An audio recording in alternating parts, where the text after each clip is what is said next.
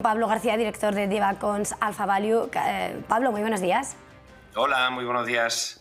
Gracias por madrugar con nosotros y bueno, por fin ya llegamos a esta sesión de jueves en el que Powell ha hablado con relativa sorpresa.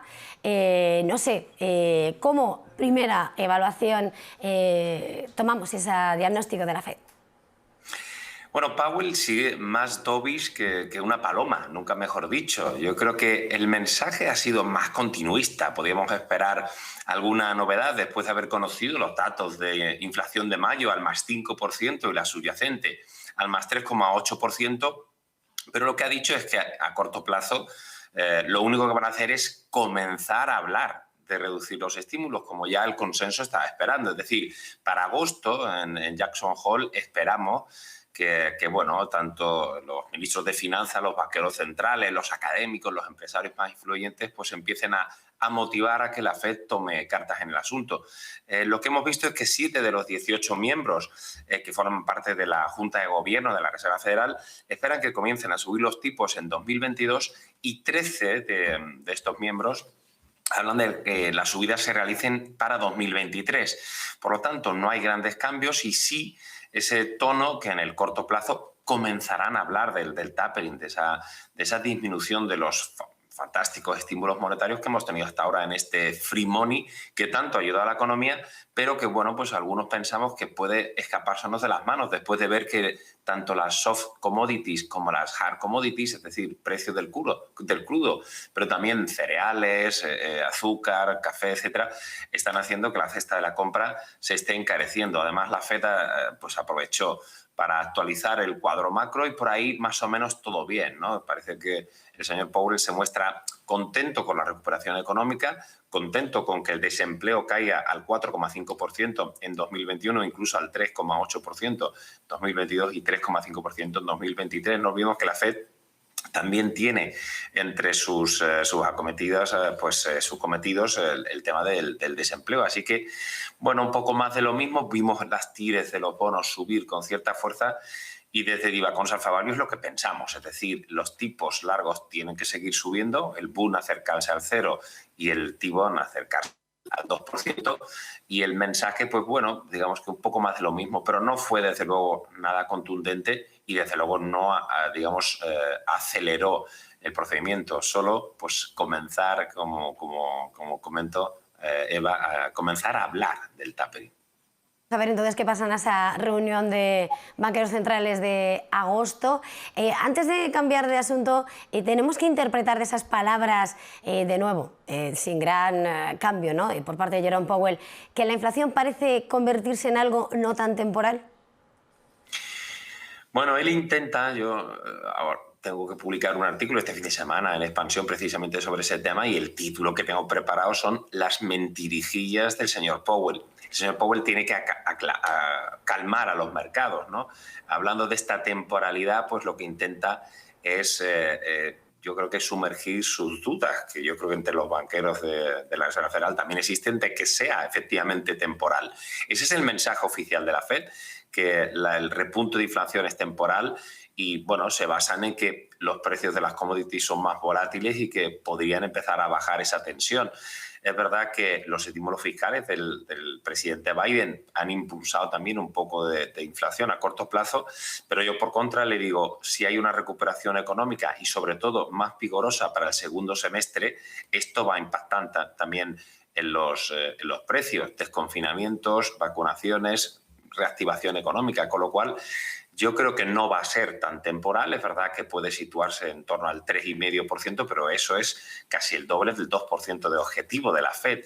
Y teniendo los Fed Funds entre el 0 y el 0,25%, es normal que empecemos a hablar de esa retirada paulatina de estímulos. Con lo cual, pues yo creo que esas mentirijillas del señor Powell son normales para calmar al mercado, que necesita esa mano, que no es invisible, que es bastante visible, de los bancos centrales y de los gobiernos, de las políticas monetarias y de las políticas fiscales, para que esto se reconduzca. Pero mucho me temo que no va a ser tan temporal como algunos quisieran. Tras estas palabras esperadas del mercado, Wall Street finalmente optaba ayer por los recortes. No sé, bueno, Asia vemos signo mixto, a Japón no le ha sentado demasiado bien. ¿Cómo se espera la sesión en Europa?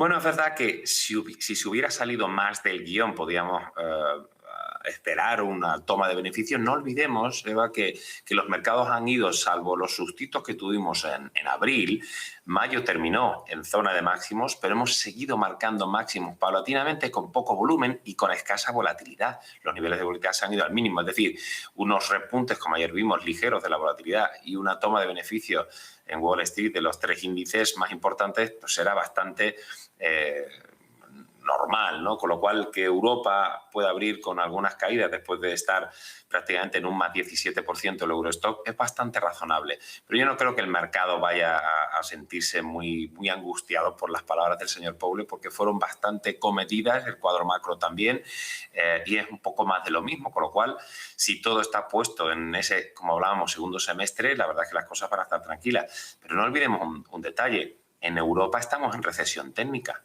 Parece que como somos tan optimistas, como diría el gran cineasta David Summers, todo el mundo es bueno, pues entonces todos pensamos que las cosas están yendo bien. En Europa hemos tenido 2 trimestres consecutivos de caída del PIB. Por lo tanto, bueno, pues es verdad que el mercado se muestra quizá demasiado optimista, las valoraciones empiezan a estar un poquito más ajustadas, porque se tiene que cumplir ese escenario de recuperación. Con lo cual, que haya una toma de beneficios ligera en Europa es previsible y tampoco sería alarmante.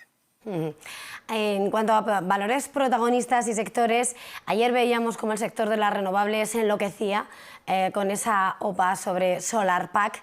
Se disparaban esos títulos al tiempo que conviven los llamamientos sobre un sobrecalentamiento del sector renovable de las verdes, mientras bueno, Europa avanza, ¿no?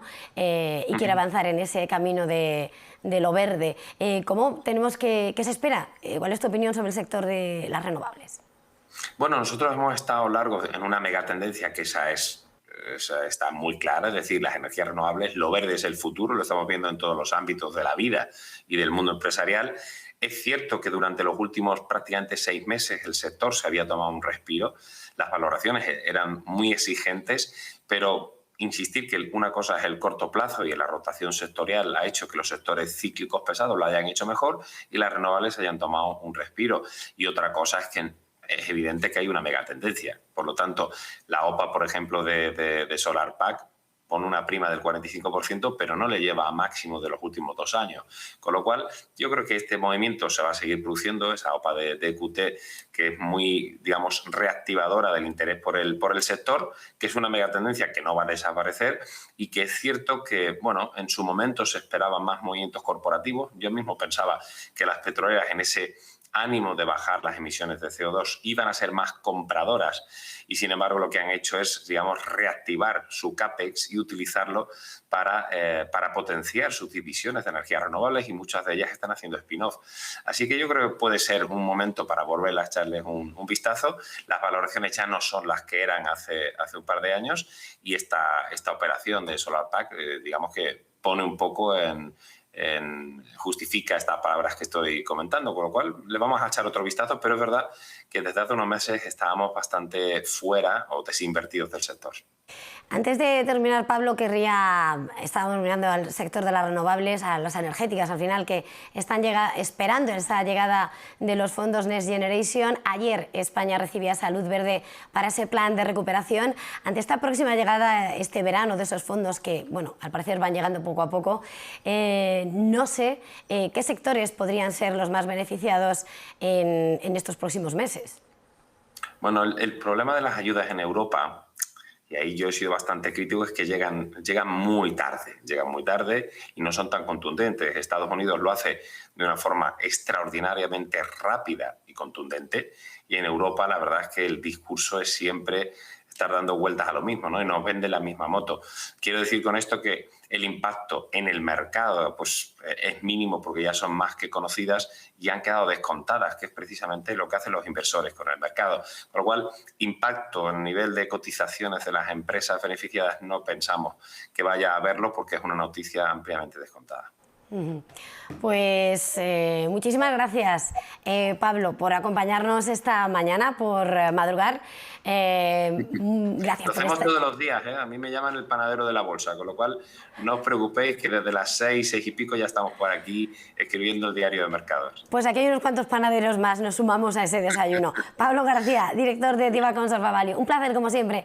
Feliz jornada, Igualmente. feliz negocio. Gracias, Eva.